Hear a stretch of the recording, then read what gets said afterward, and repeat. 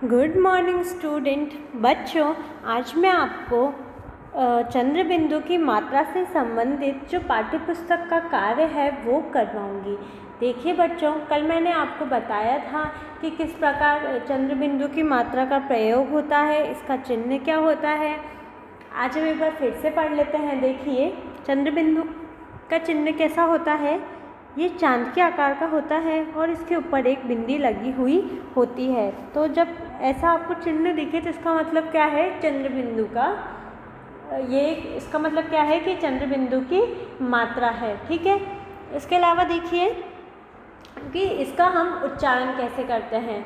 तो देखो, जब आप इसका उच्चारण करते हैं तो आपका मुंह पूरा खुला होना चाहिए। जैसे देखो, तो मुंह पूरा खुला होना चाहिए और आपके गले के साथ साथ नाक से भी ध्वनि आनी चाहिए।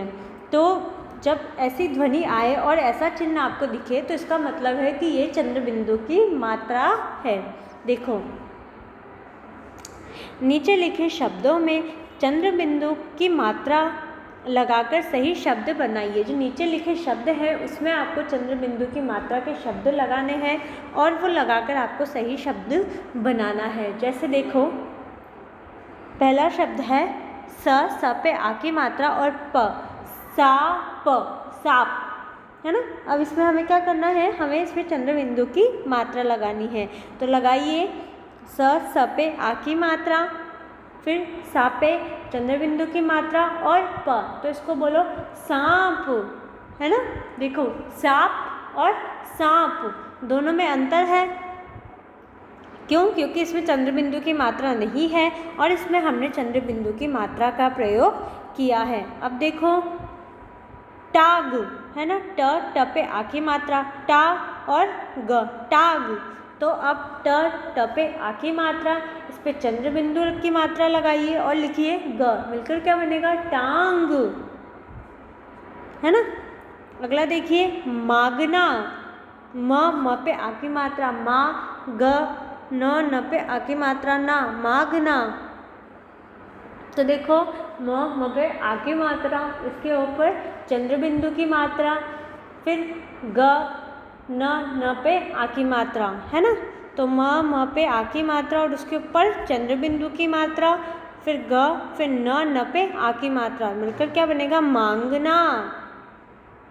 अगला देखिए, क पे आ की मात्रा, का, ट पे आ की मात्रा, टा, क पे आ की मात्रा और उसके ऊपर अब हम क्या लगाएंगे, चंद्र बिंदु की मात्रा। तो का, ट पे आ की मात्रा, कांटा, है ना। अगला देखिए, गाँव, है ना।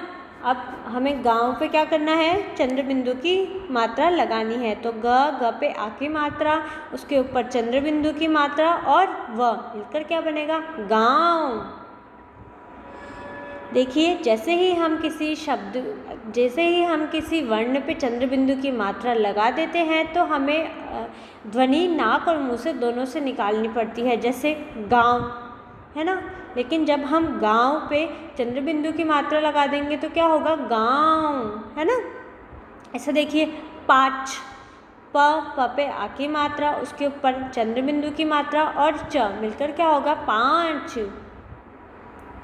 अगला देखिए, ब पे आ की मात्रा, बा, स पे उ की मात्रा, सु, र पे इ की मात्रा, री, है ना। ब पे आ की मात्रा, उसके ऊपर चंद्र बिंदु की मात्रा, स पे उ की मात्रा, र पे इ की मात्रा, बांसुरी, बांसुरी।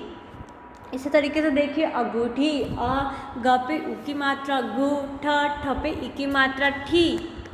तो अ पे चंद्र बिंदु की मात्रा लगाइए, ग पे उ की मात्रा लगाइए, ठ पे इ की मात्रा लगाइए, मिलकर क्या बनेगा, अंगूठी। तो बच्चों, प्रश्न था कि नीचे लिखे गए शब्दों में अंक की मात्रा लगाकर आप इन्हें सही शब्द बनाइए। तो हमने नीचे लिखे शब्दों में अंक यानी चंद्र बिंदु की मात्रा लगाकर सही शब्द बना दिए हैं। आप भी ये कार्य अपनी पाठ्य पुस्तक में पूरा कीजिए और इसे करिए। धन्यवाद।